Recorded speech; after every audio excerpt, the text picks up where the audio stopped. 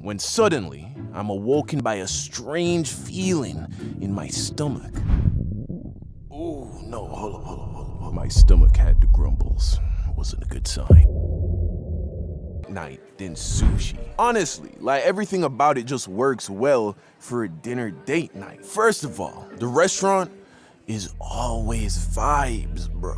Dim lighting, cool Asian decor, and the service is usually one step up in quality. Not as nice as like a 5-star Brazilian steakhouse, but way better than like a Chili's. You feel me? You feel a little bougie in like a nice sushi restaurant, bro. And the price definitely reflects it, okay? This is not a cheap date night. You gotta be ready to break off some bread. And you gotta leave a tip, bro. It just have some class. Just try to look like you at least, got a little something about you, man. You gotta leave a good tip. But don't get me wrong, okay? This is not a first date kind of restaurant. This is like a nice little reward for good behavior on shorty's part. You don't just take any girl to get sushi. She gotta work her way up to that, you know what I mean? Start small, Chili's, pizza, wings, and you work your way up to sushi, or else you're gonna set the bar too high too early. Next thing you know, you're buying Birkins for Valentine's Day. That is not the move, brother. So right before the summer of 2020, last year, this was right before things got really bad. This cute little ting slid into my DMs, bro. You know what I mean? Shorty was from Houston. She caught my attention. So we strike up a little conversation. Next thing you know, she tells me that if I'm ever in the H, I should pay her a visit. Well, fast forward like a month and a half, two of my best friends, who formed a duo known as 340 Ori, rappers and now YouTube animators, made the move from Florida to Houston. They used to live with me in Austin, but when I moved to LA, they moved back to their home state of Florida, and now they were gonna get their own place in Houston. So, feeling kinda like a proud big brother because they are a few years younger than me, I wanted to go and see the new spot. So I booked my ticket and made my way to H-Town. So I get to their crib, right? They show me around and I was quite impressed, We spent the day catching up and making TikToks. Now, of course, I had given Shorty a heads up that I was gonna be in town so that, she could make a little time for the boy. As it drew closer to nighttime, I was like, it's go time. So I shoot her a text, letting her know that I was gonna be free for the night, and then she said, come through, it's a go.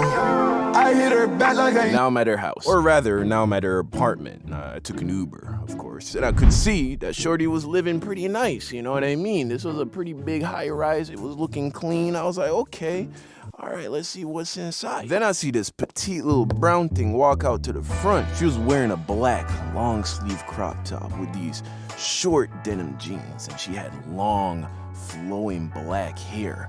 Makeup was all done up, and then I was like, thank God, Jesus, cause you never know. You never know. I mean, we had FaceTimed a couple times before I showed up, but until you meet a girl in person, you don't know what she's gonna look like, bro. So she comes out, introduces herself, gives me a hug, and then leads me up to her apartment. So we get to her spot, she pours a couple drinks, and we just get to talking, Turns out she was in university, she was about to enter her final year in law school, grew up in Texas, dad was Korean, mom was Mexican, came from the Valley. That's right, she a Valley girl. Broke up with her ex a little less than a year ago, said he was boring. That's a shame. So we turned on some Netflix, and then I let her know that I was feeling a little hungry. So then she's like, I have some pasta I made earlier. I could heat it up for you. I was like, I'm not really feeling like pasta right now. So then she's like, do you like sushi? Ooh, sushi! Shorty says she about to blow the bag on dinner. That's what I'm talking about. She orders up the food on Postmates. We get a refill on the mimosas. We cut on the movie, and then a great night begins. Shawty, I know how this is supposed to go. Been down this road before. You don't gotta say it to my face. I know that I'm just another phase. Baby, I know that you're scared to catch this. You don't wanna turn this into baggage. Baby girl, she treat me like a habit, yeah. Fast forward a few hours, and now it's about 2 o'clock in the morning, and we're both fast asleep in bed. It was quiet, dark, and the only lights were coming from the skyscrapers in the distance in downtown Houston. When suddenly, I'm awoken by a strange feeling in my stomach. Oh no, hold up. My stomach had the grumbles. Wasn't a good sign. First, I tried to go back to sleep, hoping I could sleep off whatever this feeling was, but the grumbles only got stronger.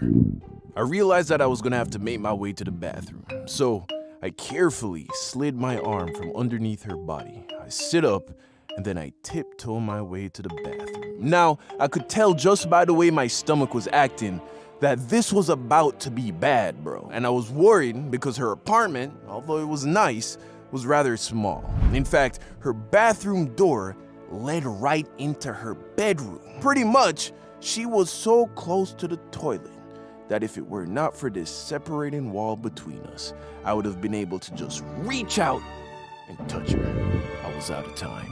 The nuclear reactor had hit critical mass. There was nothing I could do.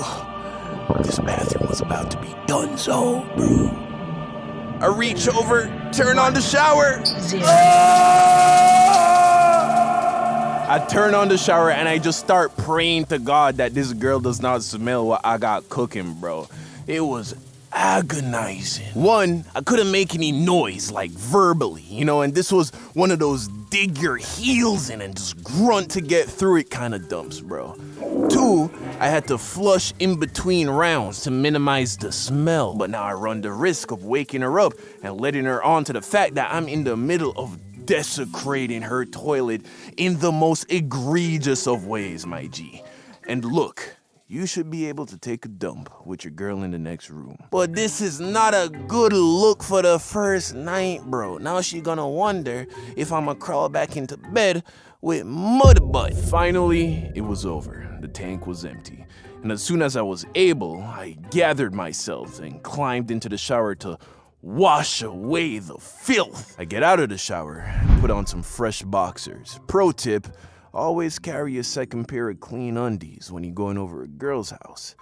Then I quietly crawl back under the covers. Moral of the story, if you're about to have a date night with a girl, and it's the first time, and you can choose between eating sushi and homemade pasta, go with the pasta, bro. Shawty, I know how this is supposed to go. Been down this road before. You don't gotta say it to my face. I know that I'm just another phase. Baby, I know that you're scared to catch this. You don't wanna turn this into baggage. Baby girl, she treat me like a habit, yeah. Shawty shot her shot with her eyes closed. That's an easy shot, I could snipe those. But I don't reply when bitches come at me. I don't like it when they put it at my feet. But I'm on her page now, fine from the face down. If I let a dime slide by, that's a waste now. Yeah, I got a double back and shawty really with it.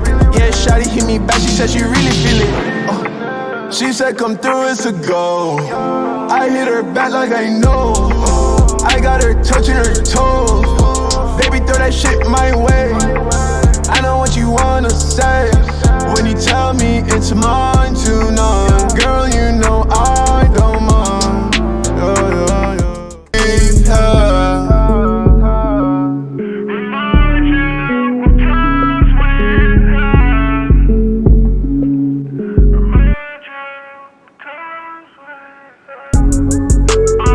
And I need it.